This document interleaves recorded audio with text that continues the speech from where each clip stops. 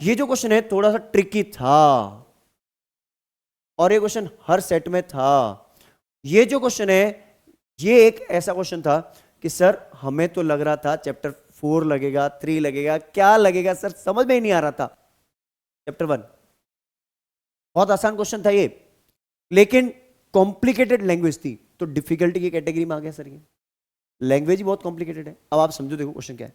The dimensions of a window, एक window है आपकी, ये आपकी विंडो है। इस विंडो की डायमेंशंस आपको दे रखी हैं 156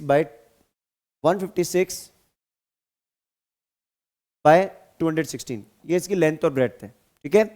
अब बात करते हैं आगे।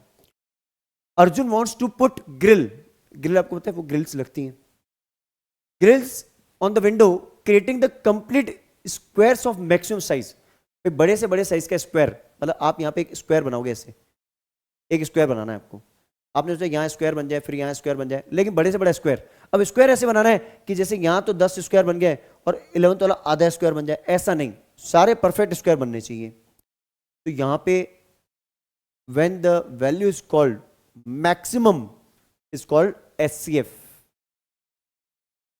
HCF पहले तो आपको क्या निकालना था, इन दोनों नंबर्स के बीच में, इन दोनों डायमेंशंस के बीच में HCF निकालना था। Then complete area L into B divided by the area of one square। Number of आपको यहां से मिल जाता कितने स्क्वायर आप बना सकते हो इसमें। ये क्वेश्चन बहुत कॉम्प्लिकेटेड था, है ना।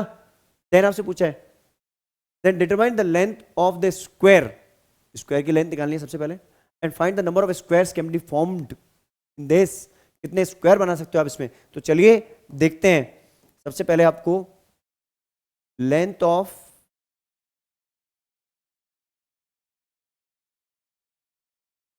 ईच स्क्वायर, ये होगा HCF ऑफ 156 और 216। तो आप इसको पहले फैक्टराइज कर लो, इसके फैक्टराइज कर लीजिए। देखिए हमने ये कैलकुलेशन आपके लिए पहले से कर रखी है ताकि आपको थोड़ा टाइम ना लगे। 2 से डिवाइड किया 78, 2 से डिवाइड किया 39, 13 से डिवाइड किया 3 से डिवाइड किया 1, एंड देन 216 को हम डिवाइड कर लेते हैं। आपका जो 216 है ये डिवाइड होगा 2 से 108 टाइम्स, 2 से 54 टाइम्स, 2 से 27 टाइम्स, 3 से 9 टाइम्स, 3 से 3 टाइम्स, 3 से 1 टाइम। तो HCF जो होता है वो कॉमन फैक्टर्स होता है। तो दोनों में कॉमन फैक्टर्स हमने देखा 2 2 2 2 और ये 3 3, राइट। तो आपका HCF हो जाएगा 2 इंटू 2 इंटू 3 12। तो लेंथ ऑफ ईच स्क्वायर, जो एक स्क्वायर है उसकी जो साइज है, साइड, वो साइड है 12 यूनिट्स, 12 सेंटीमीटर बोल दो आप, है ना। अब आपको ऐसे कितने स्क्वायर्स बन सकते हैं। तो नंबर ऑफ स्क्वायर्स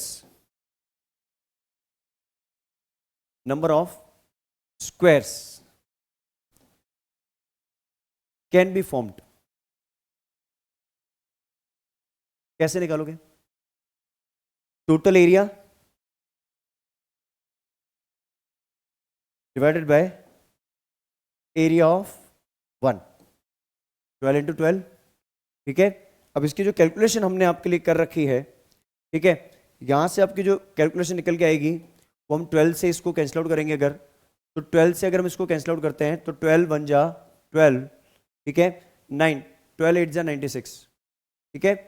अब यहां से अगर हम 12 को कैंसिल आउट करते हैं तो यहां से 12 1 जा 12 और 12 3 जा तो 13 टाइम्स, तो 18 इंटू 13 हो जाएगा, दैट इज 234 हो जाएगा आई गेस।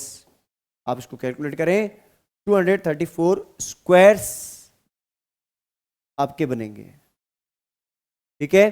क्योंकि complete area divided by the area of 1, एक ने कितना एरिया ऑक्यूपाई किया, that is complete area divided by area of 1 is the number of squares that you can form. Clear है बात, समझ में आया।